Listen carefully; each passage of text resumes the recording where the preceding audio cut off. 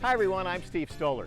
Plano has two splash pads, this one at Windhaven Meadows Park and the other at the Plano Aquatic Center. Here's what Parks and Recreation staff does to ensure that these areas stay safe and sanitary.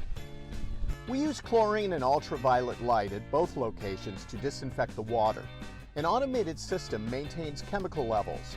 At the Aquatic Center, staff members check those levels every 2 hours. At Windhaven Meadows, the system automatically turns off the water anytime the chemicals are out of range. Both locations have alarms that notify staff when levels are off. We also drain the system twice per season so we can clean and disinfect the holding tanks.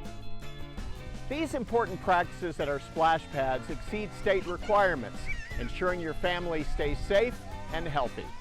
We'll see you soon for another Stoller on the Street.